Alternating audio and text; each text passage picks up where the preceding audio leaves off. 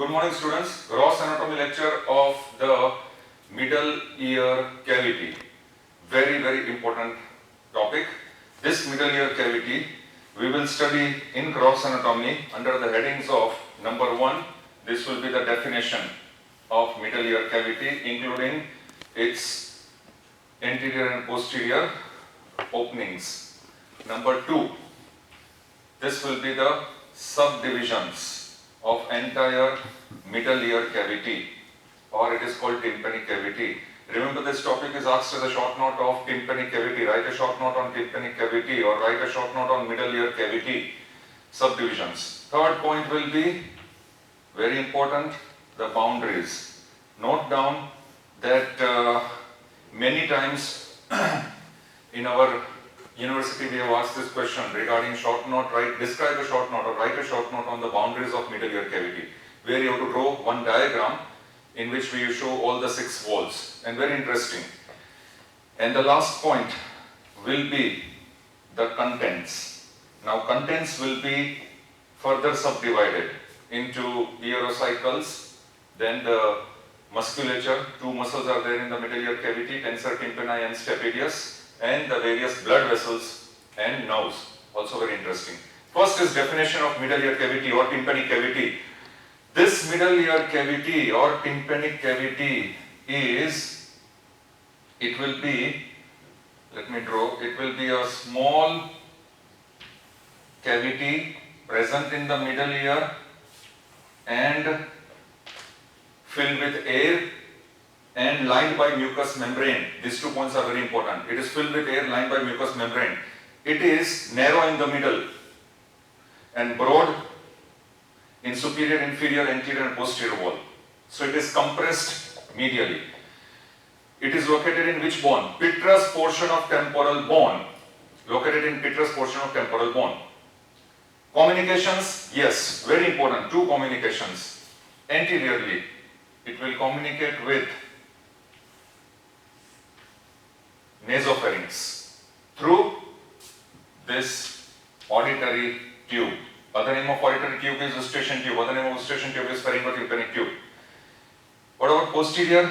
Yes, it will communicate with mastoid antrum. Posteriorly, mastoid antrum through this communication, which is known as the adytus to mastoid antrum. It is the pathway towards the mastoid antrum, adytus to mastoid antrum. So therefore, anterior communication, posterior communication.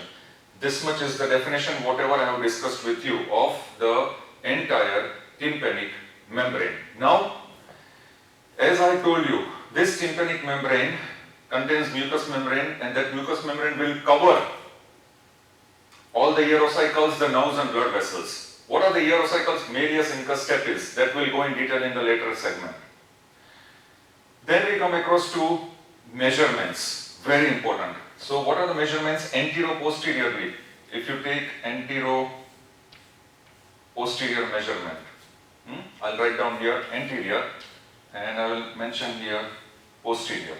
So antero-posteriorly it will measure around 15 mm. So this will be 15 mm. What about vertical measurement? So I will mention over here vertical. That will be also 15 mm. Both antero-posterior and vertical. Then we come across to side to side, right left. Now side to side measurement, that is this measurement, will vary in 3 different quadrants: upper, middle, lower. Middle is the narrowest, as I already told you. This narrowest segment will have 2 mm. It will be 2 mm. Middle narrowest segment. Upper segment, side to side. The upper segment, side to side, will be 6 mm. Lower segment, side to side, it will be 4 mm. Please note down these measurements. And here we finish our first point, definition. We come to the second point, subdivisions. Now the subdivisions, if we come on this side, please come on this side.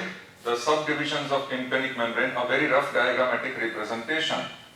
Supposing, remember this is a very rough diagrammatic representation, it will be easier for us to understand. If we consider this as the tympanic membrane, this square, whatever I have made, squarish rectangle or square, that is tympanic membrane.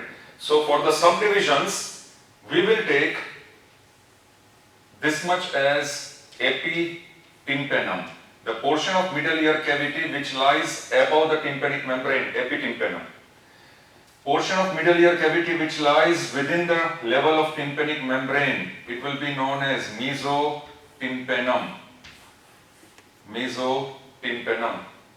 And the portion of tympanic cavity just below the tympanic membrane, small portion, will be known as hypotympanum. This is very small portion. We are interested in epi and mesotympanum. Epitympanum, the portion of middle ear cavity above the tympanic membrane, will contain, what will it contain?